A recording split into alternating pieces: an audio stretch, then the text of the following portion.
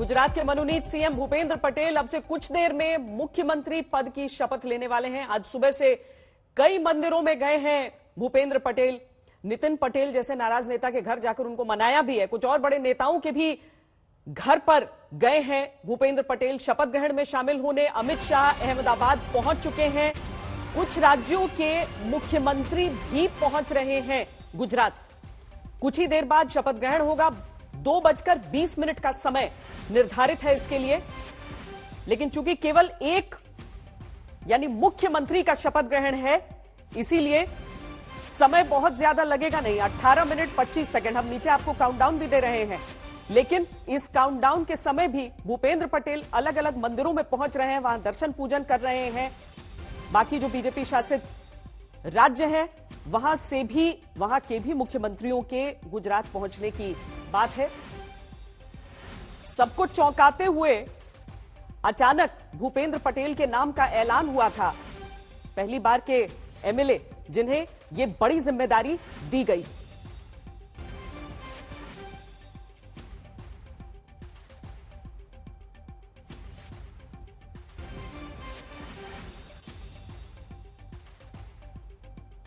हालांकि कई और नामों का, जिनमें कि केंद्रीय स्वास्थ्य मंत्री का भी नाम शामिल था, कई और नामों की चर्चा शुरू हुई थी, लेकिन उन सभी नामों को पीछे छोड़ते हुए भूपेंद्र पटेल गुजरात के मुख्यमंत्री के तौर पर घोषित कर दिए गए।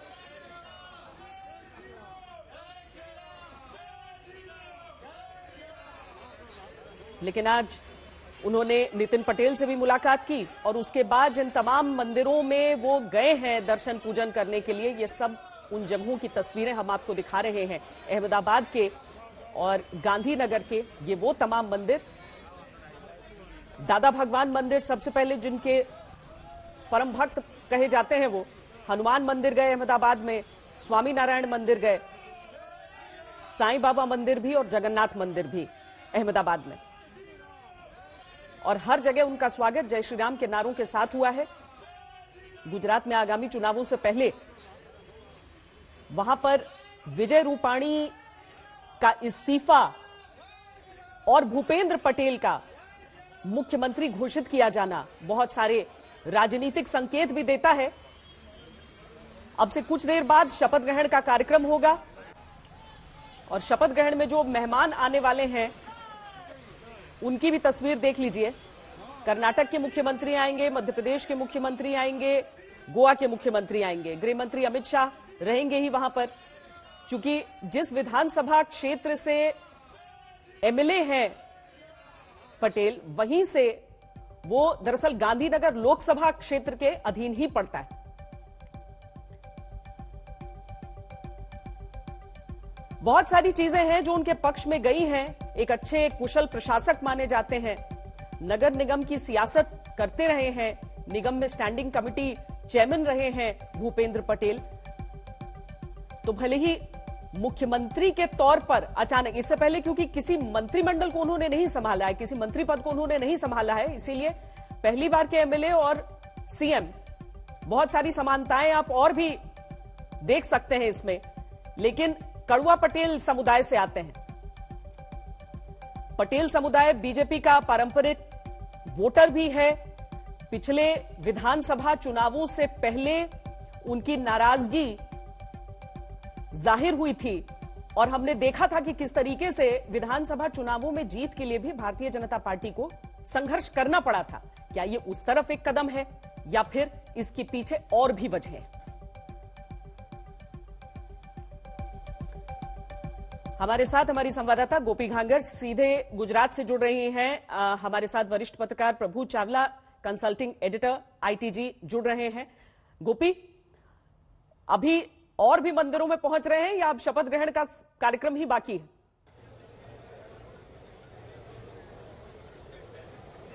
बिल्कुल श्वेता, आपको बता दूं कि अब शपथ ग्रहण का कार्यक्रम ही बाकी है और 2:20 पे शपथ ग्रहण कार्यक्रम शुरू हो जाएगा। आपको दिखाते हैं यहाँ का नज़ारा। आप देख सकते हैं कि यहाँ पे सारे जो विधायक हैं, बीजेपी के जितने भी ऑफिस बेरर है, इसके अलावा जो आरएसएस और वीएचपी के साथ जुड़े हुए लोग हैं वो भी यहाँ पे पहुंचे हुए हैं। सारे लोग यहाँ पे पहुंच चुके हैं और 2:20 पर ये शपथ ग्रहण समारोह जो है वो शुरू हो जाएगा। फिलहाल अगर बात करें तो फिलहाल भूपेंद्र पटेल जो गांधीनगर सर्किट हाउस है वहां पे अमित शाह के साथ वो मौजूद है। इसके अलावा वहां पे जो 4 राज्य के अलग सीएम आए हुए हैं वो भी वहां पे मौजूद है। आपको दिखाते हैं ये सारे जो मंत्रिमंडल के ये सारे जो लोग हैं, विधायक है या ऑफिस बेरर है बीजेपी के, तो वही उनका जो पूरा परिवार है वो भी यहाँ पे पहुंचा हुआ है। और वो भी यहाँ पे जो उनके परिवार के सदस्य हैं, उनका बेटा हो या बेटी हो, हर कोई यहाँ पे पहुंचा हुआ है। आप देख सकते हैं कि ये जो लोग हैं ये सारे बीजेपी के साथ जुड़े हुए लोग हैं, लेकिन यहाँ की जो पहली रो है उसमें उनका पूरा परिवार बैठा हुआ है। उनका बेटा, उनकी पत्नी और उनके पूरे परिवार के सदस्य यहाँ पे मौजूद है। हालांकि श्वेता, बहुत दिलचस्प है, जब मैंने उनकी पत्नी के साथ बात की तो उनकी पत्नी ने मुझे कहा कि हमें भी टीवी के जरिए पता चला कि भूपेंद्र पटेल को अब नया मुख्यमंत्री बनाया जाएगा। और जैसे ही, क्योंकि उनकी पत्नी का जिस तरीके का रिएक्शन था कि हम तो समझ ही नहीं पाए थे कि ये क्या हुआ। सीधे सीधे कह सकते हैं कि परिवार के लिए भी ये एक सरप्राइज के तौर पर थे। खुद भूपेंद्र पटेल की अगर बात की जाए तो भूपेंद्र पटेल के लिए भी एक सरप्राइज से ज्यादा कुछ नहीं है, क्योंकि कल सुबह उनका जो कार्यक्रम था, उनके चुनाव क्षेत्र में वृक्षारोपण का उनका कार्यक्रम था, वहां पे वो मौजूद थे। उन्हें पता नहीं था, हालांकि जिस वक्त उनके नाम की घोषणा हुई वो खुद बीजेपी विधायक दल की मीटिंग में 4थी या 5वीं रो में बैठे हुए थे और अचानक से उनको भी एक लगा कि ये कैसे हुआ। चलिए, जो बातचीत आपने की है उनके परिवार वालों से गोपी, वो सुनवा देते हैं और उसके बाद चर्चा को आगे बढ़ाते हैं कि वाकई अगर घर वाले कह रहे हैं कि वो आश्चर्यचकित थे, अगर पत्नी कह रही हैं तो, और जिस तरह से गोपी भी बता रही हैं कि जिस क्रम में वो बैठे हुए थे उसे लेकर भी कोई कुछ संकेत नहीं ले सकता था। सुनिए। नए मुख्यमंत्री भूपेंद्र पटेल का शपथ ग्रहण समारोह होगा। आप देख सकते हैं यहाँ पे राजभवन में शपथ ग्रहण समारोह की जो तैयारियां है वो शुरू हो चुकी है। लगभग यहाँ पे जब 2:20 पर ये शपथ ग्रहण समारोह की शुरुआत होगी, उससे पहले उनका जो पूरा परिवार है वो यहाँ पे आया हुआ है। उनकी पत्नी, उनका बेटा, उनकी जो बेटे की बहू है, छोटी सी जो बच्ची आपको दिख रही है, ये उनकी पोती है और पूरा परिवार यहाँ पे उनकी बेटी के साथ यहाँ पे ये पूरा परिवार यहाँ पे बैठा हुआ है। आप देख सकते हैं कि भूपेंद्र पटेल जो कि अब गुजरात के नए मुख्यमंत्री पद के शपथ ग्रहण करने जा रहे हैं, उनका पूरा परिवार यहाँ पे बैठा हुआ है और वो यहाँ पे पहुंचे हुए हैं। कोशिश करते हैं उनकी पत्नी से बात करने की कि वो क्या कहती है। मैम, ये बताइए कैसा लगा आपको जब आपने पहली बार सुना था कल? बहुत अच्छा, बहुत खुशी हुई थी जब पहली बार हमने सुना नहीं था। हमको एक्साइटमेंट थे कि कैसे हुआ। आपको यकीन हो रहा है कि मतलब आपने कभी सोचा था कि मुख्यमंत्री होंगे? नहीं सोचा था, लेकिन वो जो कामगिरी जो करते थे नहीं, इससे ऐसा था कि पार्टी कुछ तो जवाबदारी देंगी, बाकी यकीन नहीं था कि इतनी मोटी जवाबदारी देगी है। कैसे ये खबर कैसे मिली आपको? टीवी के न्यूज देखती थी तब मेरे को मालूम हुआ। बिल्कुल, टीवी पे उन्हें ये खबर मिली, यकीन नहीं हो पा रहा था उनको कि इतनी बड़ी खबर उन तक पहुंचेगी। और जो उनके परिवार के दूसरे सदस्य हैं उनसे भी बात करने की कोशिश करते हैं। उनके बेटे सब यहाँ पे उपस्थित है, उन्हीं से बात करते हैं। अनुज, ये बताइए क्या कहेंगे, आज शपथ ग्रहण समारोह हो रहा है, कितने खुश है? परिवार वालों का क्या कहना है? बहुत खुश है और बहुत आनंद है। क्या उम्मीद रखते हैं अब गुजरात को किस ओर ले जाएंगे भूपेंद्र भाई? वो जो काम करते आए हैं और वो आगे बढ़ेगा और सभी को साथ में लेके आगे बढ़ेंगे। ठीक है, बिल्कुल, सबको साथ में लेके आगे बढ़ेंगे, यही उम्मीद रखते हैं परिवार के सदस्य। आप देख सकते हैं ये छोटी सी बच्ची जो है वो उनकी पोती है, उससे भी बात करते हैं। बेटा, दादा के लिए क्या कहेंगी आप? दादा के लिए कुछ कहेंगी? बिल्कुल, आप देख सकते हैं ये छोटी सी बच्ची है जो उनके बेटे की बेटी है और उनका ये पूरा परिवार जो है वो यहाँ पे मौजूद है। उनकी बेटी भी यहाँ पे मौजूद है, उनसे बात करते हैं। ये बताइए कि क्या कहेंगे आप? उम्मीद थी कि इस तरीके से अचानक से मुख्यमंत्री पद की कुर्सी मिल जाएगी? नहीं, बिल्कुल उम्मीद तो नहीं थी, डिजर्विंग थे शायद, पर बहुत खुश है सब। ये बताइए कि जब खबर मिली तो कैसे मिली आप लोगों को? कहीं पे अंदाजा था? नहीं, अंदाजा नहीं था, रिलेटिव्स और फ्रेंड्स के फोन आने लगे तब पता चला। बिल्कुल, रिलेटिव्स और फ्रेंड के फोन आए तब उन्हें पता चला कि उनके पिताजी जो है वो अब गुजरात के नए मुख्यमंत्री बनने के लिए जा रहे हैं। आप देख सकते हैं पूरा परिवार जो है वो यहाँ पे शपथ ग्रहण समारोह में हिस्सा लेने के लिए पहुंच चुका है। 2:20 पर शपथ ग्रहण समारोह होगा, जिसमें 4 राज्यों के मुख्यमंत्री के साथ गृह मंत्री अमित शाह भी शामिल होंगे। कैमरामैन साजिद आलम के साथ गोपी घांगर, गांधीनगर आज तक। प्रभु, बहुत सामान्य नहीं है कि जो व्यक्ति अभी मुख्यमंत्री पद का शपथ ग्रहण करने जा रहा हो उसका परिवार ये बता रहा हो कि उन्हें टीवी पर देखकर पता चला। देखिए, राजनीति का विश्लेषण तो बहुत कुछ हो सकता है कि क्या वाकई भूपेंद्र पटेल जी को पता था कि नहीं पता था और परिवार वालों को पता था कि नहीं, लेकिन ये बहुत अजीब सी चीज है। और सचमुच में किसी को तो अंदेशा नहीं था, आहट नहीं था, ऐसी क्या जरूरत पड़ गई? क्या सचमुच में इतना बड़ा कदम उठाने की आवश्यकता इस समय गुजरात में आ गई थी भारतीय जनता पार्टी के सामने? चुनाव से पहले मुख्यमंत्री का परिवर्तन एक प्रथा रही है, कांग्रेस में रही पहले शुरू से ही। क्योंकि मैं 40 साल से पत्रकारिता करता हूँ, तब देखता था कि कांग्रेस के लोग इलेक्शन से 1 साल पहले या 6 महीने पहले चीफ मिनिस्टर का परिवर्तन कर देते थे ताकि एंटी इनकम्बेंसी वहां पर वोट नहीं पड़े। यहाँ पर भी आपने देखा होगा, जब मोदी जी गए थे, उनसे पहले केशुभाई जी की जगह गए थे, तब भी चुनाव से पहले उनको भेजा गया था। उस वक्त 3 चीफ मिनिस्टर के लिए कैंडिडेट बदले गए थे। आपको याद होगा कि उमा भारती मध्य प्रदेश भेजी गई थी तब, और अपनी वसुंधरा राजस्थान में भेजी गई थी। तो एक प्रथा आती है कि जब लगता है कि चुनाव आने वाले हैं और कहीं एंटी इनकम्बेंसी फैक्टर बन रहा है, तो हर पॉलिटिकल पार्टी का एक्सपेरिमेंट करती के चेंज करते रहे। तो गुजरात में तो ऐसी भाई 3500 चीफ मिनिस्टर होंगे जो भी सेरेमनी होगी पिछले 60 साल के अंदर, जब से गुजरात प्रदेश बना है। 35वां व्यक्ति जो है चीफ मिनिस्टर बनेगा। हालांकि 17 व्यक्ति बन चुके हैं, उन 17 में से केवल एक व्यक्ति है जिसने अपनी पूरी टर्म 5 साल की 1 साल में पूरी की होगी, उसका नाम है मिस्टर नरेंद्र मोदी। उससे पहले किसी भी मुख्यमंत्री ने 5 साल की अपनी पूरी टर्म पूरी नहीं की। 17 व्यक्ति जो बने हैं उसमें से मोदी जी ने ही अपनी 3 टर्म जो है 5 साल की पूरी नहीं की, बल्कि 2 की एकदम पूरी। तो मेरे को लगता है कि वहां पर ये प्रथा रही है, चुनाव से आने से पहले वहां पर डिफेक्शन होते रहे, ये होते रहे। तो मेरे को लगता है कि मोदी जो एक सरप्राइज का एलिमेंट रखते हैं, जब से वो राजनीति में आए हैं हर तरह की सरप्राइज देते रहते हैं। तो जब उनके परिवार के लोग कह रहे थे हमारे को पता नहीं था, जब हम पत्रकार लोगों को नहीं पता था, हम जितने नाम चला रहे थे उसमें एक भी नहीं बना, तो उनके परिवार को तो बाद में बताया ही गया होगा कि मोदी जी सरप्राइज देने में विश्वास रखते हैं कि पटेल आ गया, पटेल की जरूरत है। एक राजनीतिक कंपल्शन हो सकती है, परंतु मेरे को लगता है मोदी जी के लिए ऐसी कोई कंपल्शन नहीं है कि वो किसी कास्ट को लेकर के चलते हैं। उनको लगता है कि नया व्यक्ति होना चाहिए, नया चेहरा होना चाहिए। एक्सीडेंटली वो पटेल है या कलेवा पटेल है या दूसरा पटेल है, राजनीति में उनके सामने बैठते नहीं। उनको लगता है फैक्शन का कोई आदमी होना चाहिए। हालांकि जब आनंदी बहन उनकी जगह आई थी, मुझे लगता थी वो उनकी काफी नजदीक थी, इसलिए उनको बनाया गया। उसके बाद अगर रूपानी साहब आए, वो पहली बार है कि जो पटेल से नहीं थे, जैन समाज से संबंध रखते थे, कि वो गुजरात के अपने शाह साहब के नजदीक है।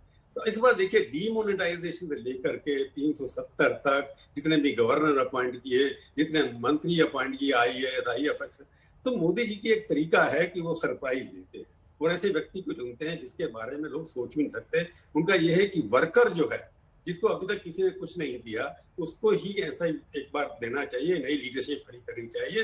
तो जितने भी नए चीफ मिनिस्टर आए, आपने देखा आधा दर्जन से ज्यादा से चीफ मिनिस्टर हैं जो कभी मंत्री भी नहीं रहे उनसे की पहले, उससे ना ऑफिस बेयर भी रहे, उनको भी मुख्यमंत्री बना दिया गया है। जैसे आप देख सकते हैं, यूपी में भी हुआ, त्रिपुरा में भी हुआ, आपने देखा वहां पर महाराष्ट्र में हुआ, और पड़ोसी देश प्रदेश हरियाणा में भी हुआ।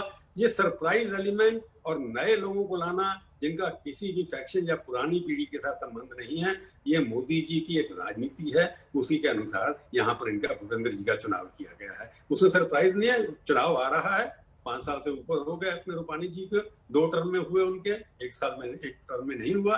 चुनाव से पहले एक और एक्सपेरिमेंट किया जा रहा है।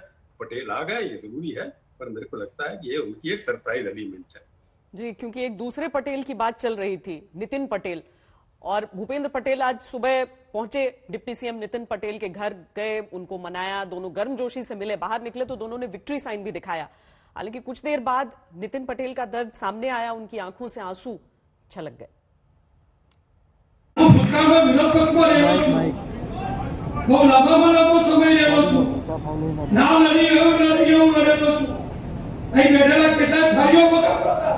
મારી સામે એ મેં જોયેલું છે. અહીં બેઠેલા મને ભણાવતા હતા, મને મોટો તમે બનાવ્યો છે. આજે મારું જે સ્થાન છે તે કડી અને મહેસાણાના આભારી છે. ભારતીય જનતા પક્ષને આભારી છે. એટલે હું કોઈ मुख्यमंत्री नहीं बन पाए. नहीं, कोई दर्द नहीं होता है. हमने भी कई लोगों को एमएलए की टिकट नहीं दी है, एमपी की टिकट नहीं दी है, म्युनिसिपल कॉरपोरेशन में कॉरपोरेशन की टिकट नहीं दी है. हमने भी ऐसे निर्णय किए हैं. तो निर्णय तो करना ही पड़ता है. सबको सब दे दो ऐसा तो कोई भी जगह नहीं हो सकता. और पार्टी को जो ठीक लगा आने वाले समय के लिए, अभी के समय के लिए, इस प्रकार का हमारे नेतृत्व ने निर्णय किया है. नितिन पटेल की तस्वीरें हम आपको दिखा रहे थे जब वो दरअसल सवालों का जवाब देने में भी खुद को समझाते हुए ज्यादा नजर आए. अमित शाह पहुंच चुके हैं वहां पर मंच पर. हम सीधे आपको गोपी के पास लिए चलते हैं और वहां की तस्वीरें दिखाते हैं. गोपी,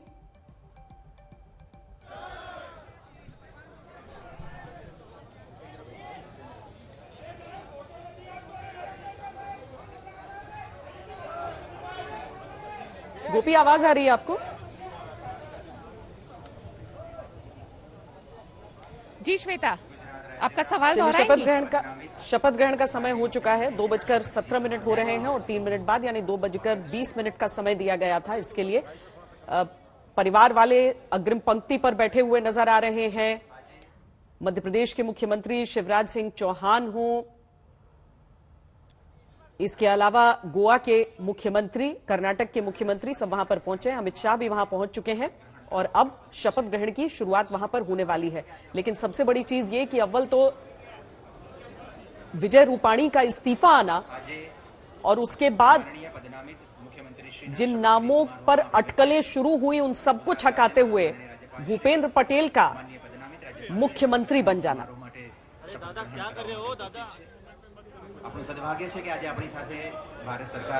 हिमांशु मिश्रा भी हमारे साथ दिल्ली से जुड़े हुए हैं. हिमांशु, अब तो स्टाइल बन चुका है. अब इसमें न तो पत्रकारों को, न मुझे लगता है नेताओं को खुद जिनका नाम उछलता है चलता है कि कौन बन सकता है, किस पद पर आसीन हो सकता है, उन्हें भी बहुत ज्यादा उम्मीदें रह नहीं जाती हैं. लेकिन इन सारी चीजों के बीच अगर हम आज भूपेंद्र पटेल को शपथ ग्रहण करते हुए देख रहे हैं तो उनकी वो कौन सी खासियतें हैं जिस पर दांव लगाकर भारतीय जनता पार्टी ने यह फैसला किया है?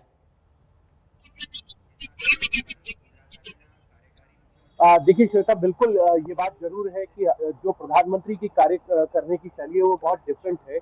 किस कार्यकर्ता को उठाकर वो सिंहासन पे पहुंचा देंगे ये कोई नहीं जानता है. प्रभु चावला जी भी ये बात कह रहे थे कि कयास नहीं लगाने चाहिए आज की बीजेपी के का जो नेतृत्व है उसको लेकर. आप देखिए, पुष्कर सिंह धामी 2 बार के विधायक है, कभी मंत्री नहीं बने, वो मंत्री बन गए. त्रिपुरा से विप्लव देव है, वो मनोहर लाल खट्टर, बहुत इस तरीके के एग्जाम्पल्स है. लेकिन संगठन और सरकार की समझ जो रखता है उनको वो आगे लेके आते हैं और कैसे कोऑर्डिनेशन होगा. भूपेंद्र सिंह पटेल एक ऐसा नाम है जो 2017 के विधानसभा चुनाव में सबसे ज्यादा वोटों से अगर कोई विधानसभा चुनाव जीते थे तो भूपेंद्र सिंह ने वो चुनाव जीता था. उनका एक लंबा एक्सपीरियंस है. वो कॉर्पोरेशन में रहे हैं, स्टैंडिंग कमेटी के चेयरमैन रहे हैं, मेयर रहे हैं, उसके बाद विधायक बने हैं. और इसीलिए एक तरीके से पाटीदारों को साधने की कोशिश और संगठन में उनकी जिस तरीके से उन्होंने अपने आप को चुनाव के अंदर दर्शाया कि सबसे ज्यादा वोटों से वो चुनाव जीत सकते हैं. हम सब उम्मीद लगा रहे थे सीआर पाटिल की भी, जो लोकसभा के अंदर सबसे ज्यादा वोटों से जीत कर आए थे, न सिर्फ गुजरात में बल्कि पूरे भारत में, उनको मुख्यमंत्री. लेकिन दाव जो प्रधानमंत्री ने लगा. श्री भूपेंद्र भाई रजनीकांत पटेल जी.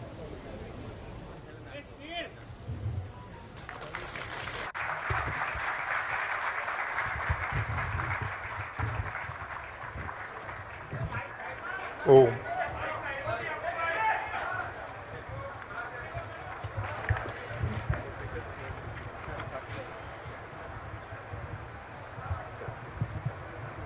Thank you. हो गया. ठीक है. हूँ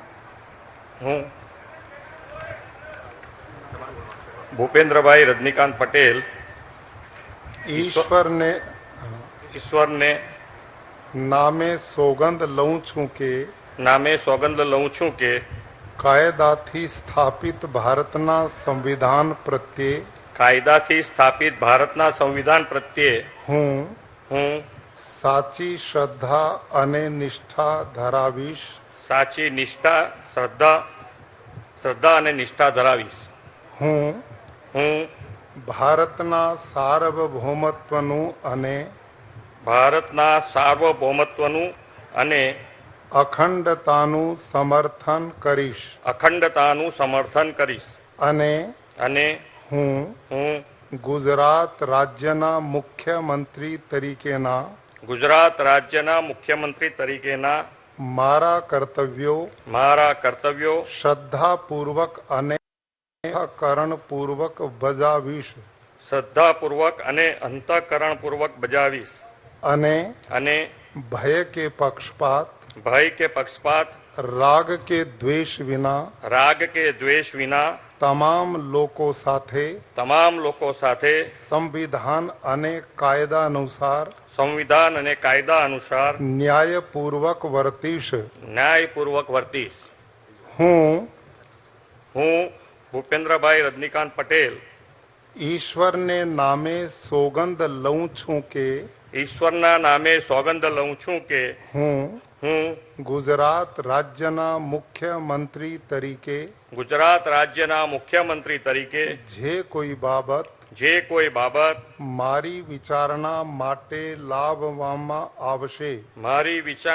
લાવવામાં આવશે અથવા મારા જાણવામાં આવશે તેની જાણ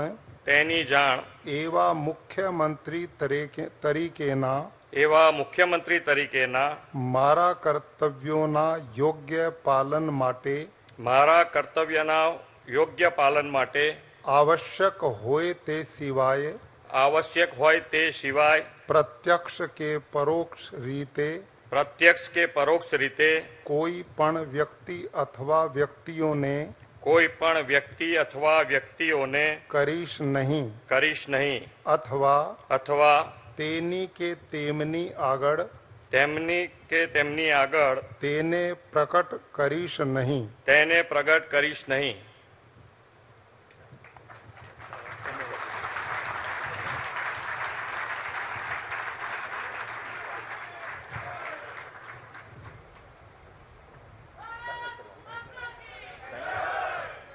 भूपेंद्र पटेल गुजरात के नए मुख्यमंत्री बन गए हैं। शपथ ग्रहण उनका पूरा हो चुका है। गोपी घांगर वहीं पर मौजूद हैं। भारतीय जनता पार्टी के शासित अन्य राज्यों के मुख्यमंत्री इस समय मंच पर भी मौजूद हैं। मनोहर लाल खट्टर हो, बोम्मई हो, शिवराज सिंह चौहान हो, सब वहां पर मौजूद हैं। अमित शाह वहां पर मौजूद हैं। और गोपी, गुजरात में एक ऐसे समय की शुरुआत, मुझे याद है पिछले विधानसभा चुनावों में अधिकतर लोगों की शिकायत यह रहती थी कि चूंकि जो पुराने हो चुके होते हैं मंत्री या नेता, वो बहुत ज्यादा आगे आकर मदद नहीं करते हैं, अहंकार की शिकायतें सब करते थे। अगर हम एक पहली बार के एमएलए को एक मुख्यमंत्री बनते हुए गुजरात में देख रहे हैं, क्या इसके पीछे थोड़ी सी उन लोगों की शिकायत भी नजर आती है? अगर हम जाति को वाकई छोड़ देते हैं, जैसे प्रभु कह रहे हैं कि ये इत्तेफाक भी हो सकता है कि वो पटेल हैं, वो एक नेता थे जो परफॉर्म कर सकते हैं, एक प्रशासक के तौर पर प्रूव कर सकते हैं खुद को। સૌ રાષ્ટ્રગીત માટે પોતપોતાના સ્થાને ઉભા થઈએ.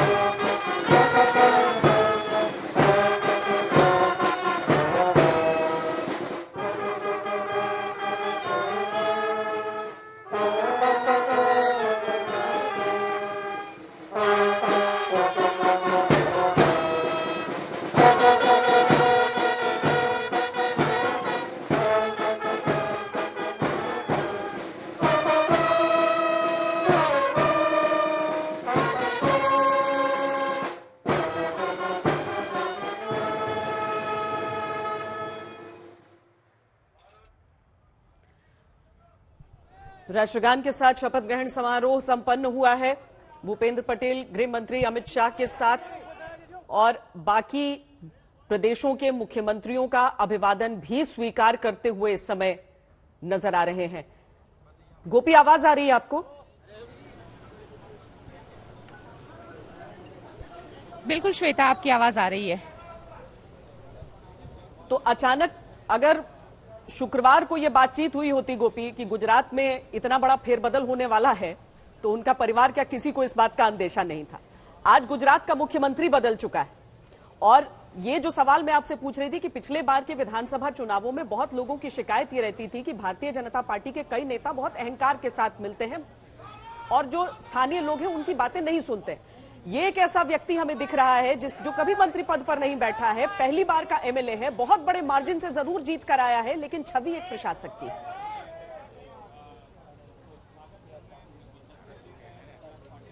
बिल्कुल श्वेता, इनकी छवि एक प्रशासक की है। फिलहाल तो मैं आपको वो दृश्य दिखाती हूँ कि आप देख सकते हैं यहाँ पे सारे लोगों को वो मिल रहा है, जितने भी केंद्रीय मंत्री हैं उनके साथ उनकी बातचीत अभी चल रही है, उनका अभिवादन किया जा रहा है। और भूपेंद्र पटेल के लिए अगर श्वेता बताऊं मैं आपको, तो भूपेंद्र पटेल जब कॉर्पोरेशन के अंदर थे, अहमदाबाद म्यूनिसिपल कॉर्पोरेशन के स्टैंडिंग कमेटी के चेयरमैन थे, तो उनके लिए ये कहा जाता है कि वो कभी नेता की तरह काम नहीं करते थे। वो जब भी मतलब लोगों से मिलते थे तो इतने अपनेपन से मिलते थे और उनकी यही वो खासियत है कि शायद जो नए एक चेहरे की तलाश थी, 2022 के चुनाव को जीतने की तलाश थी, उसके लिए बीजेपी ने इन्हीं के चेहरे को पसंद किया। और खास करके अगर बताएं तो श्वेता, आप देखिए समीकरण बेहद दिलचस्प है कि भूपेंद्र पटेल जो कि घाटलोड़िया में आनंदीबेन पटेल जब यहाँ से गवर्नर बन के मध्य प्रदेश गई तो उनकी सीट से उन्होंने चुनाव लड़ा था। आनंदीबेन के बेहद करीबियों में से माने जाते थे, लेकिन आज माना जा रहा है कि वो अमित शाह के बेहद करीबियों में से एक है। यानी आनंदीबेन पटेल हो या अमित शाह हो या फिर प्रधानमंत्री नरेंद्र मोदी हो, हर किसी ने इनके नाम पे हामी भरी है। यानी अब गुजरात के मुख्यमंत्री के तौर पर इन्होंने जो कारभार संभाल लिया है। श्वेता, आपको बता दूं कि आज सुबह हालांकि शपथ ग्रहण तो अभी अभी हुआ है, लेकिन जामनगर के अंदर जो 22 इंच बारिश हुई है, जिसकी वजह से कई गांव के अंदर लोग फंसे हुए हैं, तो उनको लेकर भी उन्होंने जामनगर के कलेक्टर के साथ बातचीत की है, रेस्क्यू ऑपरेशन को लेकर बातचीत की है, किस तरीके से उनको हेलीकॉप्टर से एयरलिफ्ट करवाया जाए, उसको लेकर भी उन्होंने यहाँ पे कलेक्टर के साथ बातचीत की है। यानी उन्होंने अपना जो कार्यभार है वो पूरी तरीके से अब संभाल लिया है। तो कहीं ना कहीं जो उनकी एक साफ छवि है, उसी छवि के साथ बीजेपी 2022 में चुनाव लड़ना चाहती है और हो सकता है कि यही साफ छवि और पाटीदार चेहरा, ये दोनों मिलकर भूपेंद्र पटेल और खास करके बीजेपी की नैया को 2022 में पार करवा सकते हैं। श्वेता। प्रभु, भारतीय जनता पार्टी के कई ऐसे एक्शंस रहे, हम केंद्रीय कैबिनेट को भी अगर हम देख लें तो बहुत सारे ऐसे चेहरे जो चुनाव में नहीं उतरते हैं, लेकिन वो एक प्रशासक के तौर पर उन्हें एक अहम मंत्री पद दे दिया गया। मुख्यमंत्रियों को लेकर भी ऐसे एक्सपेरिमेंट किए गए, कहीं पर फेल किए, कहीं पर सक्सेसफुल हुए। क्या भूपेंद्र पटेल उसी एक एक्सपेरिमेंट के एक एक्सटेंशन के तौर पर हम देखें? मैं इसको और तरीके से देखता हूं, क्योंकि मैंने कहा जितने भी मुख्यमंत्री आए हैं 2014 के बाद, सारे के सारे लगभग नए चेहरे हैं। तो मैं कहूंगा कि भारतीय जनता पार्टी का और भारतीय जनता पार्टी की बनाई गई सरकार, उनका मोदीकरण हो रहा है धीरे धीरे। कोई भी नाम किसी का ले, अमित शाह के करीब है या किसी और के करीब है, अमित शाह बहुत इंपॉर्टेंट है, पार्टी के अध्यक्ष रहे हैं, उन्होंने ही नए नेताओं को चुना है, नए लोगों को टिकटें दी हैं, परंतु जो भी मुख्यमंत्री बनते जा रहे हैं उनके ऊपर मोदी की छाप है। पाटीदार की बात हो रही है, उनको चुना गया इसलिए कि मोदी जी की नजर उनके ऊपर पड़ी होगी। मैंने पहले भी कहा कि सरप्राइज के ऊपर विश्वास रखते हैं, वो ऐसे लोगों को कभी भी आगे नहीं लाते जो दिखाई देते हैं उनके नजदीक है, उनको नहीं बनाते कभी भी। वो जितने भी नाम आते, आपने मुख्यमंत्रियों को देखे होंगे, कभी उनका सुना था कि वो मोदी जी को कभी मिलते थे उनसे पहले या उनके आसपास दिखाई देते थे। चाहे आप देवेंद्र फडणवीस को ले लें, चाहे आप अपने त्रिपुरा के मुख्यमंत्री को ले लें, चाहे कहीं से भी ले लें, भाई क्या पाटीदार से शुरू किया है। भारतीय जनता पार्टी की पहली पारी भी जो है केशुभाई पटेल के जमाने से शुरू हुई थी 25 साल पहले, और आज फिर एक पाटीदार जाकर के बना है मुख्यमंत्री वहां पर। उसके बीच में थोड़ी देर के लिए आनंदीबेन पटेल जरूर आई थी, परंतु उसके अलावा भारतीय जनता पार्टी के वहां पर बैकवर्ड किस्म के लोग जो है बैकवर्ड कास्ट से आते हैं, और मोदी जी ने लगातार 12 साल 25 साल में से राज किया है। तो आप इस कास्ट के ऊपर मेरे को लगता है ज्यादा एम्फेसिस करना, इससे ये होगा कि मोदी जी की चुनाव जो है इसलिए किया कि वो पाटीदार है, नहीं, मैं इस बात से सहमत नहीं हूं। मैं ये जरूर समझता हूं कि पाटीदार एक्सीडेंटल है, ऐसे वर्कर को चुना है जिसको आगे बढ़ाना चाहते हैं, उनकी उम्र भी कम है, ज्यादा नहीं है जितने वहां पर लोग हैं। तो नया एक्सपेरिमेंट, नई लीडरशिप फ्यूचर के लिए खड़ी हो, ये एक उनका प्रश्न रहा है। तो उसी के अंदर वो फिट बैठते हैं। चुनाव से पहले एक नया चेहरा, क्लीन चेहरा जैसे उनके कह रहे हैं, उनके बारे में मैं भी ज्यादा नहीं जानता क्योंकि मैं भी कभी उनको मिला नहीं हूँ, परंतु जिस तरह का एक्सपेरिमेंट मोदी करते आ रहे हैं पिछले 6 साल के, उसी कड़ी के अंदर इनका चुनाव फिट बैठता है ताकि नया चुनाव नए चेहरे के साथ, नए नारे के साथ शुरू किया। हिमांशु, आज सुबह सुबह वो नितिन पटेल से जरूर मिले, लेकिन नाम और भी कई सारे सर्कुलेट कर रहे थे, जिनमें एक नाम केंद्र के स्वास्थ्य मंत्री का भी था। अब ये जो नाराजगी है वो सिर्फ स्थानीय नेताओं में रहेगी या फिर यहां पर भी थोड़ा सा डैमेज कंट्रोल करने की जरूरत पड़ेगी?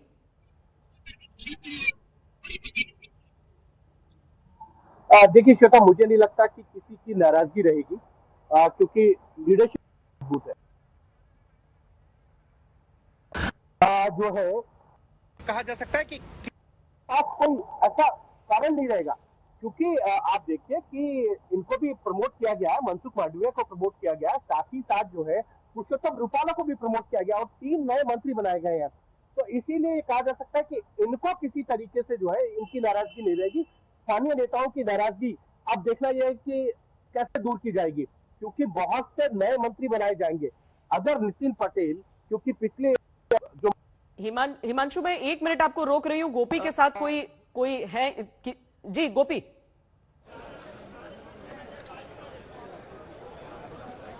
बिल्कुल श्वेता, मैं आपको बताऊं कि मेरे साथ विश्व उमिया धाम फाउंडेशन जो है, जो कि पाटीदारों की देखिए उमिया माता संस्थान ऊंजा, जो कि पाटीदारों की कुल देवी कही जाती है, और उसके जो ट्रस्टी है, उसके प्रमुख जो अध्यक्ष है, वो हमारे साथ इस वक्त मौजूद है। उन्हीं से बातचीत करते हैं कि भूपेंद्र पटेल, कहा जाता है कि पाटीदार मुख्यमंत्री होनी चाहिए, मांग बहुत टाइम से थी आप लोगों की, खुश हुए हैं आप लोग पाटीदार? कड़वा पाटीदार कुल उमिया माता संस्थान ये वर्षों की कड़वा पाटीदार समाज। हिंदी में बताइए। हिंदी में बताओ। हाँ, विश्व का कड़वा पाटीदारों का बड़ा धार्मिक स्थल उमिया माता संस्थान ऊंझा में है और हमारे कड़वा पाटीदार समाज के पहली दफे मुख्यमंत्री बन रहे, उसका उत्साह उमंग हो, ये स्वाभाविक है। और पाटीदार समाज वो सबको साथ लेकर चलने वाला समाज है और कभी भी उन्होंने कौमवाद को पोसा नहीं है।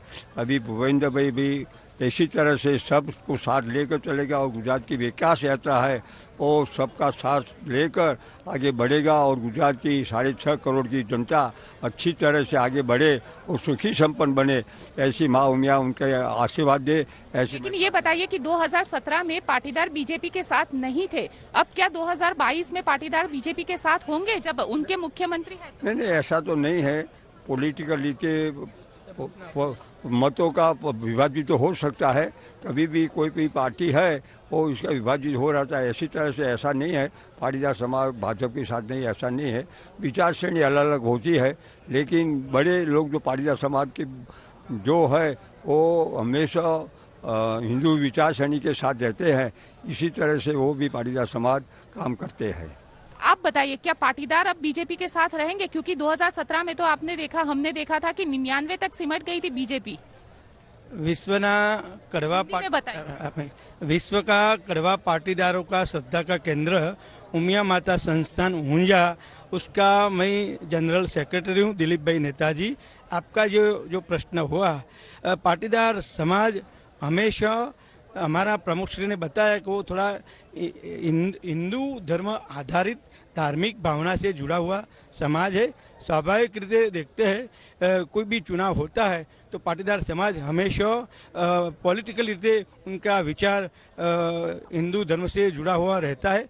फिर भी लोकशाही अंदर सबका अपना अपना विचार होता है, सब अपने अपने विचार से राजकीय लेवले अपना अपना हिसाब से हम मत देते हैं। लेकिन क्या लगता है, कड़वा पाटीदार पहली बार मुख्यमंत्री बने? अब तक जितने भी मुख्यमंत्री पाटीदार समाज से बने वो लेवा पटेल ही बने, पहली बार कड़वा पाटीदार को बनाया गया है।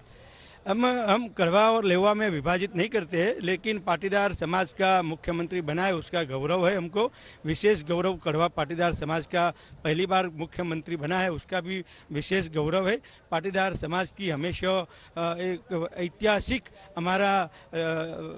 हमारा संस्कार रहा है कि पाटीदार समाज सबको साथ में लेकर चलने वाला समाज है। सबको पहले से हमारा समाज ने सभी को साथ में लेकर सभी को कई देकर समाज ने काम किया। इस तरह इस दफे भी जो कड़वा पाटीदार समाज पहली दफे मुख्यमंत्री बना है तो वो भी पूरा गुजरात को सबको साथ में लेकर काम करेगी।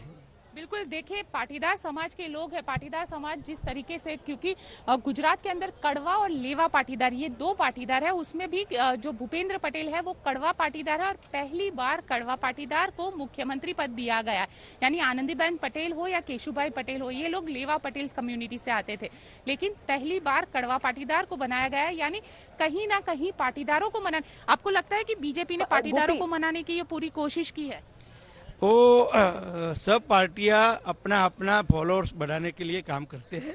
बिल्कुल, अपने फॉलोअर्स को बढ़ाने के लिए गोपी, मंत्रिमंडल में भी किसी फेरबदल के संकेत मिल रहे हैं क्या?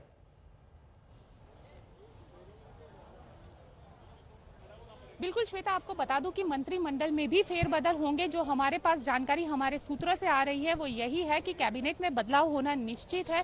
करीब 6 से 7 जो अभी मंत्री है उन सबको मतलब उन सबसे रेजिग्नेशन लिया जा सकता है और नया एक पूरा मंत्रिमंडल आएगा। इस तरीके का मंत्रिमंडल आएगा जिसके नाम और चेहरे काफी नए होंगे, लेकिन कुछ ऐसे सीनियर्स को भी रखा जाएगा जो कि पुराने हैं, जो कि एक्सपीरियंस वाले हैं, सरकार को किस तरीके से चलाना है उसके बारे में उनके पास जानकारी है। इस तरीके के चेहरे को भी लाया जाएगा, साथ ही नए चेहरे को भी इसमें मौका दिया जाएगा। इस तरीके की बात अभी तक आई है। हालांकि कैबिनेट का जो रिशफलिंग है वो माना जा रहा है कि गृह मंत्री अमित शाह आज गुजरात पहुंचे हैं, आज शाम तक उनकी जो मीटिंग है वो हो जाएगी और कल या परसों ये 2 दिन में जो कैबिनेट के नाम है वो भी साफ हो जाएंगे और उनकी भी स्वेरिंग इन सेरेमनी 1 या 2 दिन में हो जाएगी। इस तरीके की बात अभी तक बीजेपी की ओर से पता चल रही है। श्वेता प्रभु, चाहे हम इसके पीछे देखें कि न देखें कि जाति है कि नहीं और जाति के भीतर भी जाति का विभाजन है कि नहीं, लेकिन लोग जिस तरह से इसे परसीव कर रहे हैं उसमें तो ये समझ में आता है कि ठीक है, अगर दांव सोच कर चला गया है या नहीं चला गया है, लेकिन लोग वो संकेत ले रहे हैं कि पटेल समुदाय से आया है उनका नया मुख्यमंत्री। इस सवाल तो यह है कि अब डिपेंड करता है। मैं तो आपकी बात से सहमत हूँ कि पाटीदार से बात करोगे तो बात जवाब वही देंगे जो आपको सुनाया गया है। किसी और कास्ट से भी बात करेंगे तो आपको लगेगा कुछ और जवाब मिलेगा। मैं आपको फिर कह रहा हूँ कि मोदी जी का एक्सपेरिमेंट देखिए आपने। महाराष्ट्र के अंदर ब्राह्मण को बना दिया उन्होंने चीफ मिनिस्टर, हरियाणा के अंदर पहली बार पंजाबी को बना दिया। तो इस तरह से अगर आप एक्सपेरिमेंट उनको देख करके चले कि जहाँ पर एक्सपेक्टेड नहीं है वहां पर, मेरे को लगता है कि मोदी जी ने चुना है पटेल को किसी को, तो आप उसको जाति का नाम दे करके मोदी जी के फैसले के ऊपर थोड़ा क्वेश्चन मार्क लगा रही है कि वो मेरिट के ऊपर नहीं चुन रहे हैं, कास्ट के ऊपर चुन रहे हैं। मोदी जी की वो भावना नहीं रही है। मैं उनको जानता हूँ 40 साल से अंदर। मोदी जिसको भी चुनते हैं वो सरप्राइज एलिमेंट होता है। एक्सीडेंटल पाटीदार जरूर है, कड़वा है या मीठे हैं, मैं उसके अंदर नहीं जाना चाहता, परंतु जाति के ऊपर राजनीति चलती है, इसमें सच्चे है। जाति पार्ट ऑफ पॉलिटिक्स नाउ, परंतु इस तरह के करना कि वहां पर मोदी जी खुद रहे, बैकवर्ड रहे, वो उनके नाम से सारा देश उनके साथ जुड़ गया। पहली बार भारतीय जनता पार्टी ने कास्ट से हट करके वोट दिया लोगों का। ये जरूर है कि हिंदुत्ववादी हैं पाटीदार ज्यादा, जैसे कि बोल रहे थे, वो एक डीएन है बीजेपी का कि पाटीदार हिंदुत्ववादी हैं, उसकी वजह से उनको वोट मिलेंगे चाहे किसी भी कास्ट का हो। परंतु कास्ट इंपॉर्टेंट है, there is no doubt, caste के बेसिस पे वोट मिलता है, इसलिए उन्होंने पटेल को चुना, उसका फायदा उनको वोटों में हो सकता है। परंतु केवल पाटीदार है इसलिए उनको चुना है, इस बात में मेरे को थोड़ा डर सोचने में लगता है कि मोदी जी की ऐसी सोच है नहीं कि कास्ट के बेसिस पे किसी को वो चुनते हैं। जितने भी उन्होंने गवर्नर चुने, जितने भी मिनिस्टर चुने, आप देख लीजिए, जिसका भी इंटरप्रिटेशन आप करते रहें, आपको कोई भी पैटर्न नजर नहीं आएगा कि कास्ट के बेसिस पे चुना जाएगा। जैसे उन्होंने केंद्रीय मंडल में ऐसे लोग चुन लिए जो किसी विशेष समुदाय से संबंधित रखते हैं, तो इसलिए चुने कि वो एक्चुअली उस समुदाय से रखते हैं, मेरिट पे चुना लोगों को। तो ये चुनाव से पहले सिर्फ चेहरा बदलना था। इंप्रेशन ये था कि रूपानी जी एक सक्सेसफुल चीफ मिनिस्टर नहीं रहे हैं, सबको साथ लेकर के नहीं चलते हैं और वीक रहे हैं। और जहां 12 साल का नेतृत्व मोदी जी ने सरकार की दिया हो, वहां पर थोड़ी सरकार बीजेपी वीक हो जाए, जो 26 साल से वहां पर सत्ता के अंदर है, तो वो रिस्क मुख्यमंत्री, अपने होम मिनिस्टर और प्रधानमंत्री ऐसा रिस्क लेने के लिए तैयार नहीं है कि उनके प्रदेश के अंदर पहले लोकसभा के चुनाव से पहले गुजरात वो हार जाए। वो ऐसा रिस्क नहीं लेना चाहते। ये चेंज इसलिए किया गया है कि अगर वहां से प्रधानमंत्री नहीं आते शायद चुनाव नहीं होता। यूपी के अंदर कई बार अटकलें आपने देखा होगा, मीडिया के अंदर लगाई कि वहां पर रीशफल होगा, आज फलाना आदमी ये बन जाएगा, आज ये डिप्टी चीफ मिनिस्टर बन जाएगा, नहीं हुआ वहां पर कुछ अभी तक। तो मेरे को लगता है कि इसको सिर्फ ये देखना चाहिए कि गुजरात के अंदर क्योंकि कमजोर हो गई थी पार्टी, ऐसा लगता था कि पहले अगर 99 सीटें आई थी, जवान की संख्या बढ़कर के 112 के लगभग हो गई है, वो रिटेन कर पाएंगे कि नहीं, इसके लिए एक नया चेहरा जरूरी था। उस चेहरे में ऐसा आदमी जो अननोन है, जिसका कोई पास का कोरा कागज जिसको कह सकते हैं, ऐसा ला करके खड़ा कर देना जिसके ऊपर कोई दाग नहीं है। इस तरह भूपेंद्र पटेल जो है वो एक कोरा कागज की तरह है जिसके ऊपर कोई आक्षेप नहीं कर सकता। अब वही देखिए कांग्रेस पार्टी का रिएक्शन क्या आया, कुछ भी नहीं कह सकते भूपेंद्र क्या है, यही कहेंगे कि आपने हटा दिया। तो जब आप व्यक्ति के ऊपर अटैक नहीं कर सकते और सबसे ज्यादा वोटों से जीते हैं, तो मेरिट को आप पहले एम्फेसिस दीजिए। वो मेरिट के अंदर पटेल हैं, चाहे कोई और होता, भूपेंद्र सिंह ठाकुर होते, वो सिंह नहीं है, इसलिए किसी ने कहा कि सिंह भूपेंद्र पटेल सिंह नहीं है, तो सिंह हो सकते हैं, नॉर्मली पटेल सिंह होते हैं, परंतु पाटीदार हैं। पर चुनाव से पहले गुजरात के अंदर मोदी और शाह कोई भी रिस्क लेने के तैयार नहीं होते कि 2024 से पहले जब चुनाव हो वहां पर बीजेपी का मुख्यमंत्री ना हो, ऐसा उनके लिए थोड़ा सोचना मुश्किल है। वाकई जिस राज्य के विकास मॉडल के आधार पर केंद्र में सत्ता पाई और जहां पर विधानसभा चुनावों में पिछली बार जब नतीजे आए तो वहां पर आम लोग ये कहते थे कि बीजेपी को डरा दिया और कांग्रेस को हरा दिया, लेकिन वो डराना किस कारण से था? डराना इस कारण से था कि लोग ये कहते थे कि वो उनके अपने जो मंत्री हैं, उनके विधायक हैं, उनके लिए अप्रोचेबल नहीं रह गए थे। एक ऐसा व्यक्ति भूपेंद्र पटेल के रूप में लाने की कोशिश की गई है मुख्यमंत्री के तौर पर जो मुमकिन है अप्रोचेबल हो, जैसा कि गोपी भी कह रही हैं, क्योंकि उनके अभी तक की भूमिकाओं में, भले मंत्री पद नहीं रहा, लेकिन अभी तक की भूमिकाओं में वो लोगों के लिए आसानी से अप्रोचेबल रहे। लेकिन इस परिस्थिति में प्रभु जी, अगर हम पाटीदार वाला एंगल भी डालकर देखते हैं तो उनकी मांगे जिस वजह से वो सड़कों पर आंदोलित होकर पिछले चुनावों से पहले आ गए थे, सिर्फ एक मुख्यमंत्री के डिक्लेरेशन से वो नहीं होगा। वो मुद्दे जो कि धीरे धीरे बीजेपी के शासन में फिर खोते भी चले गए, उसके लिए आंदोलन के लिए कोई वैसे उस तरह से नहीं निकला जैसे चुनाव पूर्व निकला था। वो चीजें भी अभी एक चैलेंज के तौर पर हो सकता है सामने आए। आएंगे वहां पर पार्टी के अंदर डिसेंशंस हैं, कई लोग हैं जिनको कुछ नहीं मिला, वो शायद डिसीजन जोड़ सकते हैं वहां पर जो परफॉर्मेंस गवर्नमेंट की है उतनी अच्छी नहीं है जितनी मोदी जी के जमाने के अंदर थी। परंतु आप ये मत भूलिए, जितने भी उपचुनाव हुए हैं, जितने भी म्युनिसिपल कॉर्पोरेशन के इलेक्शन हुए हैं, उसके अंदर बीजेपी को काफी सक्सेस मिली है। ये आप भूलिए नहीं इस बात को। पिछले 5 साल के अंदर जितने भी बड़े चुनाव वहां पर हुए हैं, वहां पर कांग्रेस को भी कुछ जीत हुई है, परंतु ज्यादातर जगह पर बीजेपी को पहले से ज्यादा समर्थन नीचे लेवल पर मिला है। अगर वहां पर कांग्रेस कमजोर है, कि कांग्रेस बहुत कमजोर है, वहां पर नेतृत्व नहीं है, परंतु नेगेटिव वोट पड़ता है। कई बार 5 साल के अंदर पावर के अंदर रहे हैं कि मोदी जैसा कोई नेता नहीं है, तो इसलिए ऐसे व्यक्ति को बनाना उनके लिए जरूरी था जो क्लीन छवि का हो, जो सबको साथ लेकर के चले। परफॉर्मेंस की गारंटी देना, अब जो वोट आएंगे इसलिए नहीं आएंगे कि कलेवा पटेल हैं, इसलिए आएंगे एक नया चेहरा है जो अगले 5 साल वहां पर सबको लेकर साथ चल सकता है। और कांग्रेस के पास कोई नया चेहरा क्या, पुराना चेहरा भी नहीं है। इसलिए कलेवा को लेकर के या पाटीदार को लेकर के बीजेपी वहां पर कमजोर है, no doubt about it. BJP के अंदर कहां पर टेंशन है बहुत, उसके बारे में डाउट नहीं है। परफॉर्मेंस पहले से बहुत कम है, वो डाउट है उसके ऊपर। तो इसलिए मैंने कह रहा हूं कि 2024 के चुनाव से पहले गुजरात के अंदर अगर प्राइम मिनिस्टर के होते हुए गुजरात अगर हार जाए तो इस बारे में वो रिस्क नहीं लेना चाहते थे। इसलिए रिस्क नहीं लेने के मामले दोनों मिलकर के फैसला किया कि रूपानी जी चाहे अच्छे आदमी हैं, मीठे मधुर आदमी हैं, परंतु इससे स्ट्रॉन्ग छवि के नहीं है, उतनी उनकी मिलने जुलने की छवि नहीं है, तो परिवर्तन करना जरूरी है। इससे नहीं हो कि 99 पहले आए थे, अगर 10 और काम हो गए तो सरकार बाहर हो जाएगी। और उस हिसाब के संकेतों को अगर हम देखें तो हम ये भी देखते हैं कि भूपेंद्र पटेल सबसे अधिक मार्जिन से, एक ऐसे समय में भी जब सीटें भी बड़ी मुश्किल से भारतीय जनता पार्टी जीतती हुई दिख रही थी, वहां पर भी सबसे बड़े मार्जिन से चुनाव जीत कर आए थे।